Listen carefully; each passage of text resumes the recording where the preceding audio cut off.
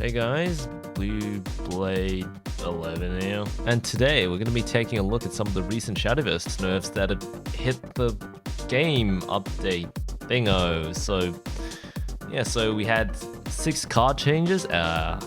Technically we had a lot more card changes than that, but I'll get to that later. So we're getting a few nerfs to some key cards that are in the top meta decks at the moment. Number 1, Invincible Monster Trio. Number 2, we have Enchanted Knight, Artifact Scan, and The World, which are the 4 cards that are getting nerfs. And then we also have another 2 cards which are getting buffs. So we have the Forest Crafts Giant Pastures buff, and we also have the Aggravee Berserker buff.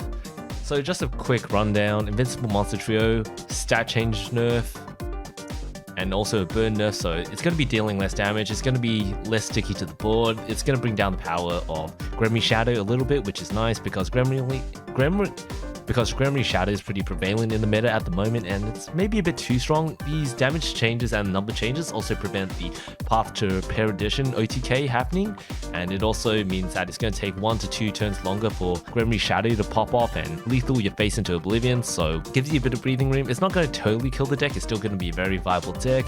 Invincible Monster Trio is going to keep its Rush Bane Ward effect, it's also going to keep its Last Words Destruction effect, so it's still going to be a very strong card. It's still going to have the Necromancy effect for that Gremry combo, and the deck is still going to be relevant. It's just a matter of allowing other decks in the meta to have a bit of breathing room.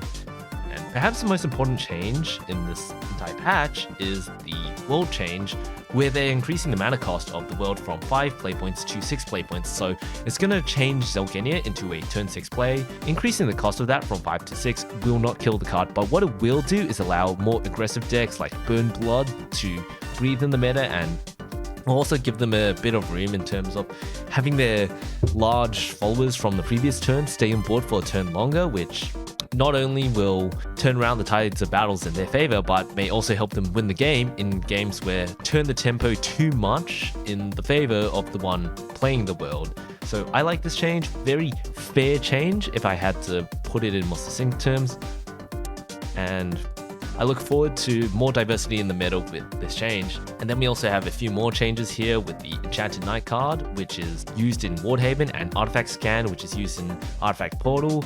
The Enchanted Knight change means that you now have to choose between 3 play points on a power play or 3 play points on a draw play. The defense increase is obviously there to compensate for the increased mana cost. The fact that you could play Enchanted Knight before at 2 play points on top of other plays on turn 4, turn 5, turn 2 was a absurdly powerful play for 2 play points. The fact that 3 play points now makes it a bit fairer.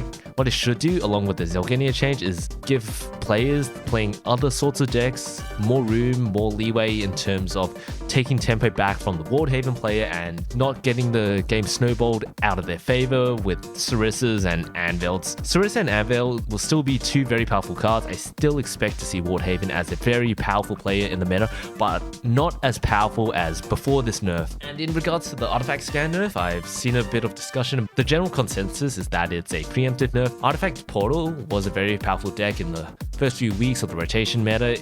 It has since dropped off a little in terms of popularity, in terms of play rate, but it's still a very powerful deck with many opportunities for power plays and wide turnarounds. The fact that it's a 1-cost play instead of a 0-cost play kind of changes the game a little, in the same vein of Enchanted Knight, in that now instead of playing your 0-cost Artifact Scan into a 1-mana follower, you now have to choose between playing your scan or playing your follower.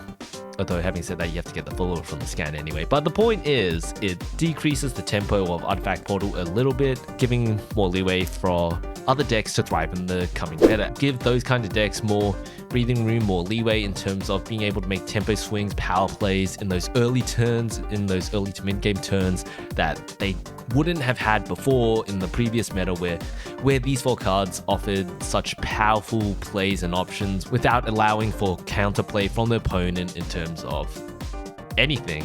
These are very nice changes, I like them. And now to take a look at some of the buffs to cards. So we have the Forest Craft buff, and we have Aggravee buffed for Bloodcraft. So in terms of Giant Pastures, it's still going to be a 1-mana amulet that you play for the Accelerate, that you play for that Dutiful Steed, for that 1/1 amulet buff in combination with whatever else you're going to be playing in Loxus or Tempo Forest. The fact that it deals burn damage now to face in addition with board clear means that it is a viable hard cast now is a nice change for the deck.